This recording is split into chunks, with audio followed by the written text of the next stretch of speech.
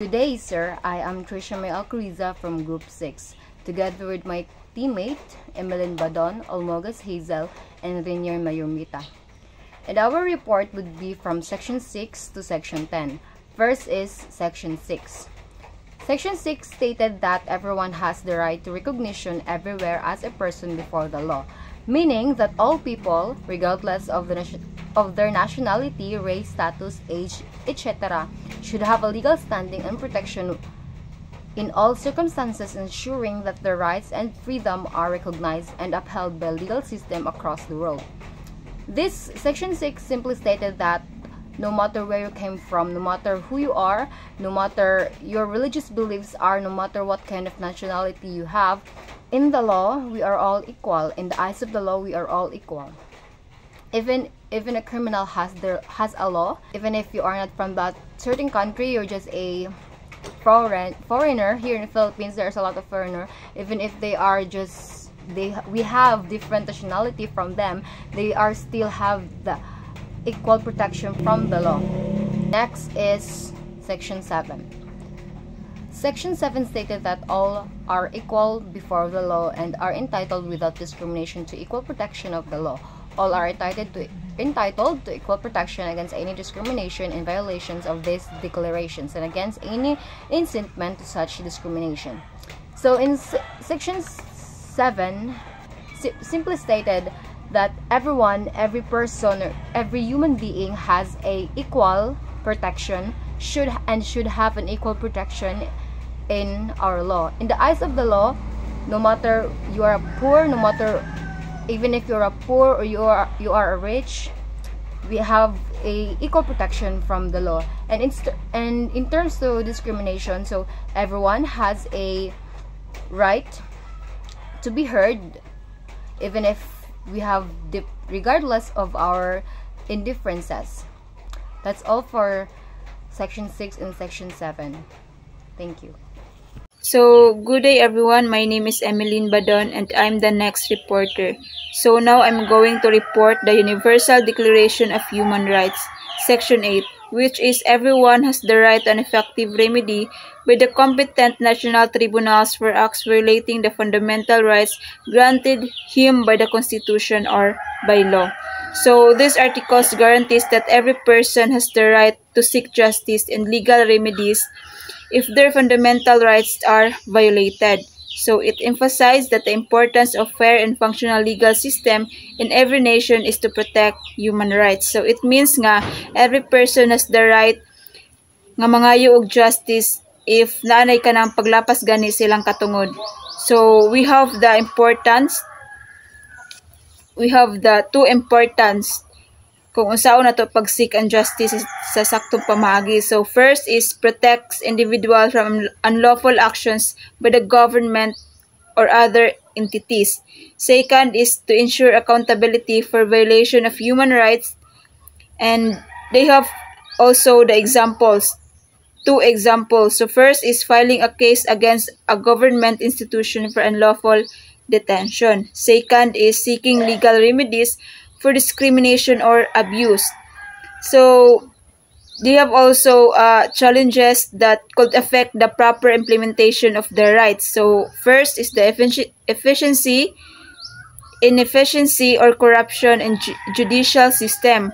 So it is about poor functioning of justice system, such as slow cases processes or the presence of corruption. So examples is if the court officials accept bribes, the outcome of the case must be unfair. So we all know in our generation now nga daghan kay kanang basta kabay daghan og kanang mga kaso is daghan kay mga tawo nga kanang corrupt. So the outcome of the case must be unfair. So as a result, it becomes difficult for people to obtain justice. So second is lack of awareness about legal rights among the population. So many people are unaware of their legal rights, so they don't know kung unsaon pag-defend or to claim them. So that's all. Okay, now let's talk about Article 9 of the Universal Declaration of Human Rights. This article is incredibly important because it directly addresses the power of the state and its potential to unjustly restrict our freedom. It states, no one shall be subjected to arbitrary arrest, detention, or exile. But first, what does arbitrary mean? Arbitrary means something done without a good reason, without following the rules, or without a fair process. It's like someone deciding to punish you without giving you a chance to explain yourself or without showing you the evidence against you. So, I'm going to break down the three parts of Article 9. First is the no arbitrary arrest. This means you can't be arrested just because someone doesn't like you or because they want to silence you. The police need a good reason, like a warrant based on evidence that you might have committed a crime. Second is the no arbitrary detention. This means you can't be held in jail or prison or for extended period without being charged with a crime or without a fair trial. You have the right to be informed of the charges against you and to have a lawyer defend you. The third one is no exile. This means you can't be forced to leave your country without a good reason. This protects you from being exiled for political reasons or because someone wants to get rid of you. So, why is Article 9 so important? First, it's protect individual liberty. It prevents the government from abusing its power and taking away our freedom without a just cause. Second is, it ensures due process. It guarantees that everyone has the right to a fair trial, right to legal representation, and the right to challenge the legality of their arrest or detention. Lastly, it promotes a just society. It helps create a society where everyone is treated fairly and where the law applies equally to all. So, Article 9 is a powerful statement about the fundamental right to freedom and the importance of a fair legal system. It's something we should all be aware of and fight to protect. That's all for Article 9. So now let's delve into Article 10 of the Universal Declaration of Human Rights.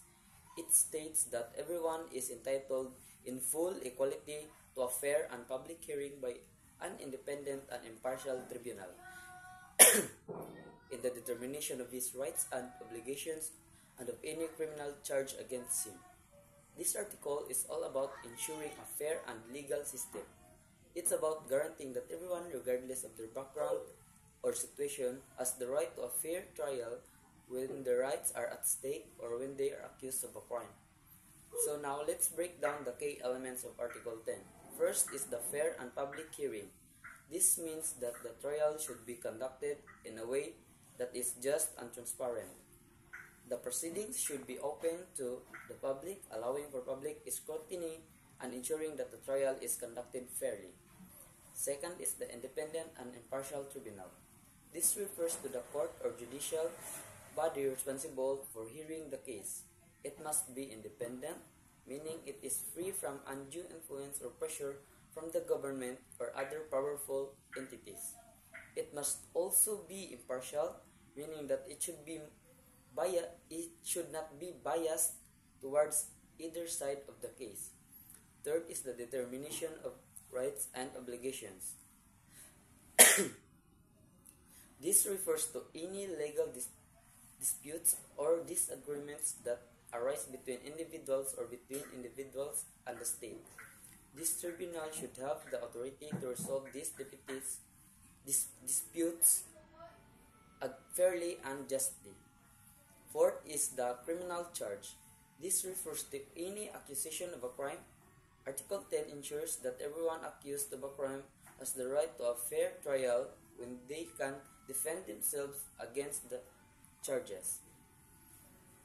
So why is Article 10 important? First is it protects individual rights. It safeguards our rights by ensuring that we have a fair opportunity to present our case and have our rights respected.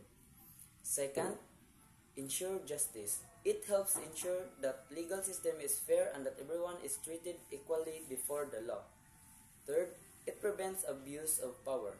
It prevents the government or other powerful entities from using the legal system to unfairly target individuals. So, Article 10 is a cornerstone of a just and democratic society. It is a reminder that everyone deserves a fair chance to have their case heard and to treated fairly under the law. So that's all for Section 10 of... Thank you.